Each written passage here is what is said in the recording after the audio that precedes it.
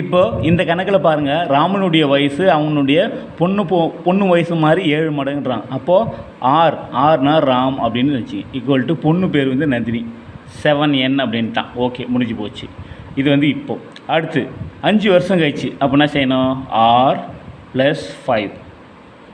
அதே போல் 5 வருஷம் கழிச்சு, இங்கே 5 வருஷம் கழிச்சுன்னா நந்தினியுடைய வயசு n + 5. 5 வருஷம் கழிச்சு என்னவா இருக்குது? இது 5 மடங்கு ஆகுதுன்ட்டான். ஓகேங்களா?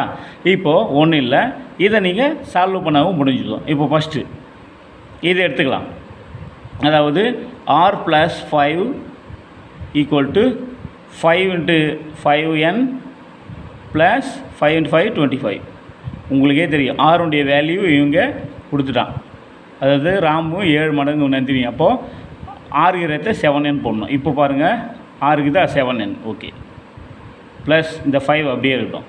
இப்போ இங்கே ஒரு 5n ப்ளஸ் இங்கே 25 அப்படியே இருக்கணும். இப்போ பாருங்கள், கூட்டுங்க 7n, இந்த 5n இந்த பக்கம் இந்த மைனஸில் வந்துடும். 7n - 5n, இந்த 5 இந்த பக்கம் போனால் நான் மைனஸில் போகும். அதாவது 25 - 5. 7 5 போனால் உங்களுக்கு என்ன தெரியும்? 2n. இங்கே 25 5 போனால் 20. அப்போது n இந்த பக்கம் வச்சுங்க, இந்த 2 இந்த பக்கம் போனால் 20/2 = 10. அப்போ என்னுடைய வேல்யூ என்ன ஆச்சு? என்னுடைய வேல்யூ 10ன்னு ஆகிப்போச்சு. ஓகேங்களா? இப்போ இதை வச்சு ஈஸியாக கண்டுபிடிச்சிடலாம். இப்போ இந்த என்னுடைய வேல்யூ இங்கே சப்ஸ்டியூட் பண்ணுங்களா, இங்கேயே கூட சப்ஸ்டியூட் பண்ணுங்க. அப்போது n வந்து 10. அப்போ r = என்னது?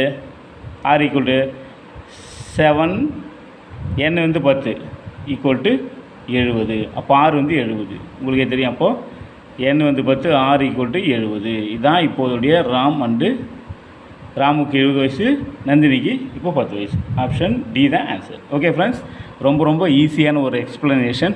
முடிஞ்சால் ஒரு லைக் அண்ட் ஷேர் பண்ணுங்கள். நம்ம இதே மாதிரி வீடியோவில் மீண்டும் சந்திக்கலாம். நன்றி, தேங்க்யூ.